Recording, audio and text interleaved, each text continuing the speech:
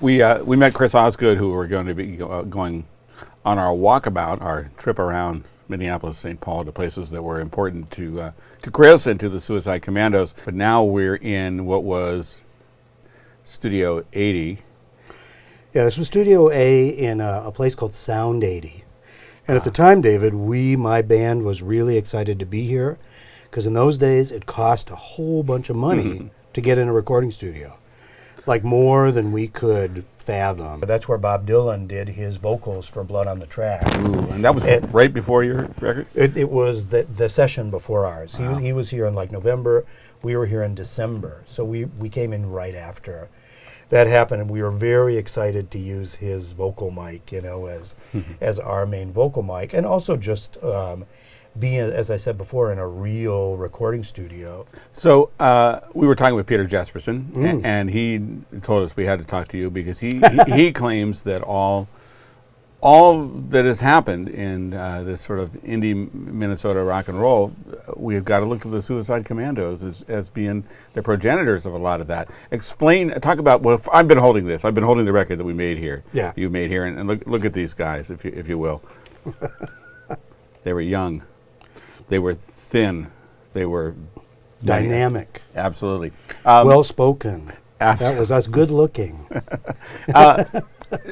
Talk about where everybody was talking about, well, you heard the Ramones, well, the Suicide Commandos were doing that before. But talk a little bit about your sound. We got together in 1975, and we decided right off the bat, David, that we were going to be a three-piece, because we reasoned if we were making $150 per gig, which we were in those days, and that was sort of the going rate, that 3 people might be able to survive, but 4 people couldn't. We'd go down to Orfolk, where we're going to go in a little bit. Has anybody taken you by there? Not yet. Okay, yeah, you got to heard about it. You got to see that because that was the place where everybody got in and gathered around the Cracker Barrel, and Peter Jesperson and Andy Schwartz and Terry Katzman and Jim Peterson would play us whatever were the coolest things. There's no radio. We couldn't hear what the Sex Pistols sounded like, or the Clash, or Roxy Music, or even David Bowie.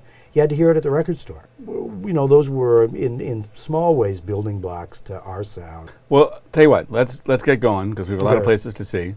Okay, we'll head to Orfolk first. Yeah, I think let's go to that's the corner of 26th and Lyndale. Oh my God. As soon as you know what you're... We have found on our Sense Place visits anywhere that there are sacred record stores in every city, and I think we're in one here in Minneapolis. Chris Osgood, tell us about this space.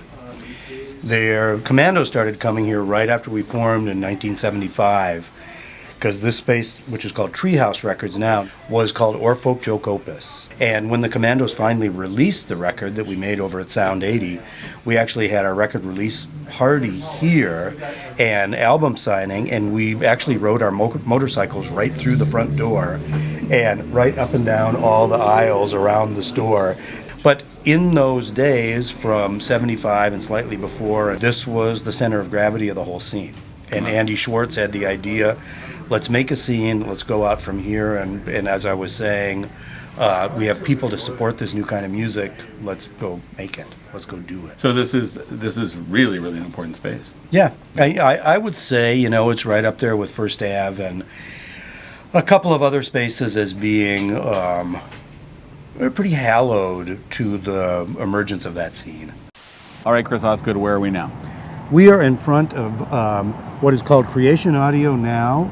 When Twin Tone was here, this was Nicollet Studios, and it was our offices, Twin Tone, where at the time our biggest band was The Replacements.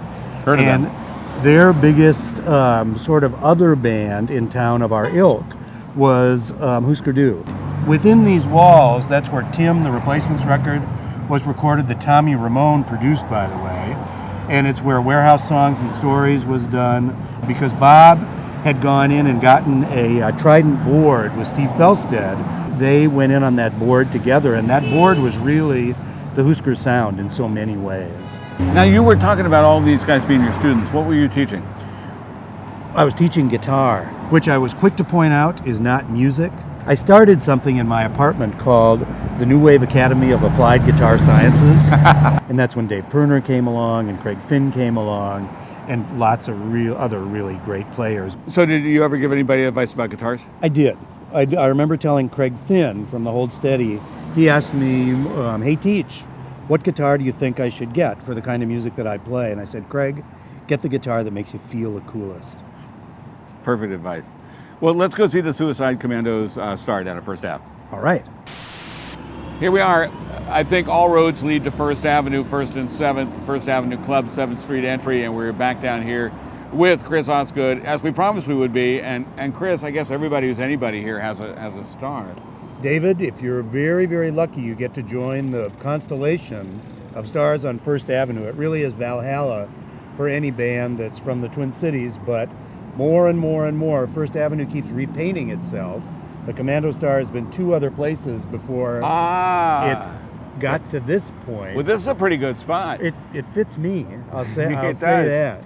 You fit right under it. But as more and more great bands and bands come up in the Twin Cities, there needs to be more room on the walls of First Ave to showcase everybody. So that's a really good thing. Hey, Chris, thanks for all the stories. Thank you very much. It was very fun. Most of them are true, so keep that in mind. Thanks for coming to town.